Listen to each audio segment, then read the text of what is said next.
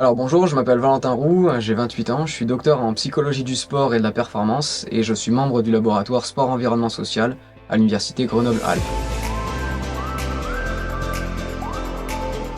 J'ai soutenu ma thèse en juin 2022 sous la direction de David Trouillou et aujourd'hui je suis attaché temporaire d'enseignement de recherche au laboratoire Sens à l'université Grenoble-Alpes.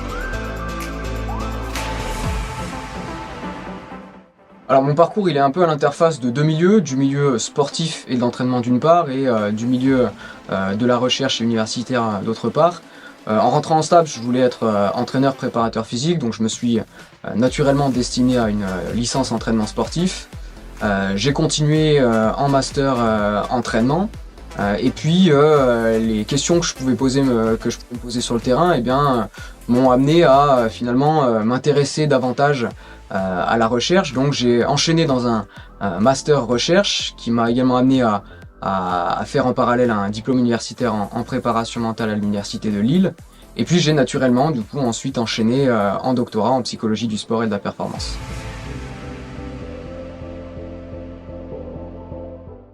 Alors mes travaux de recherche, ils s'intéressent principalement à l'analyse de la relation entraîneur-entraîné, à la compréhension de qu'est-ce qu'est une relation de bonne qualité entre l'entraîneur et l'athlète. On explore aussi quelles peuvent être les conséquences de la relation entraîneur-entraîné sur les blessures des athlètes, quels sont les comportements de l'entraîneur qui peuvent améliorer la qualité de la relation entraîneur-entraîné.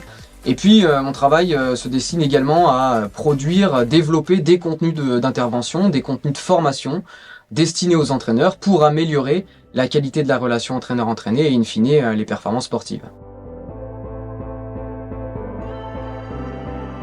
J'enseigne à l'UFR STAPS de Grenoble, de la première année de licence jusqu'en master, en psychologie du sport, et j'interviens plus spécifiquement sur la filière entraînement sportif, notamment sur la licence, où j'enseigne des thématiques psychosociales telles que la relation entraîneur-entraîné, mais aussi l'initiation à la préparation mentale et développement des habiletés mentales.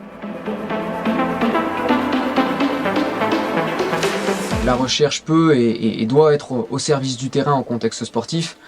Par exemple, la création de contenu d'intervention pour les entraîneurs peut être appliquée pour améliorer la relation entraîneur-entraîné, limiter l'occurrence de blessures et in fine augmenter les performances en contexte sportif.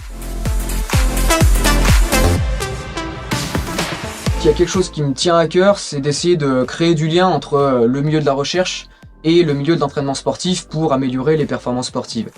Je pense que ces deux milieux-là peuvent vraiment travailler ensemble, sont indissociables, d'autant plus qu'il existe aujourd'hui une demande qui commence à vraiment émaner du terrain sur les aspects psychologiques, psychosociaux et de la préparation mentale. Deux perspectives principales s'offrent à moi, une première perspective académique d'une part en tant que postdoctorant ou maître de conférence, et une deuxième perspective plus privée, professionnelle, puisque le doctorat offre la possibilité de conduire des travaux de recherche scientifique et donc de s'insérer dans des entreprises d'analyse de données en contexte sportif, d'outils de diagnostic ou directement dans des clubs professionnels ou des fédérations sportives. Il y a en effet aujourd'hui une demande qui commence à émaner du terrain sur les aspects psychologiques et la préparation mentale, mais actuellement assez peu de choses sont encore réalisées dans ce milieu.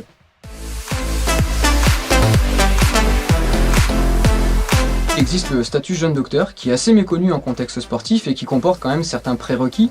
Le premier c'est d'avoir un doctorat, le second c'est de signer un premier CDI et le troisième c'est d'avoir une activité en recherche et développement. Ce statut il offre des avantages fiscaux relativement intéressants pour les entreprises qui embauchent, notamment pendant les 24 premiers mois du contrat, puisque le salaire, les dépenses de frais de fonctionnement et de personnel sont éligibles au crédit d'impôt recherche, ce qui peut permettre de financer pendant 2 ans la quasi-totalité des dépenses liées à l'emploi du jeune docteur, ce qui est quand même relativement avantageux pour les entreprises, les clubs professionnels ou les fédérations sportives qui s'intéressent à l'optimisation de la performance sportive.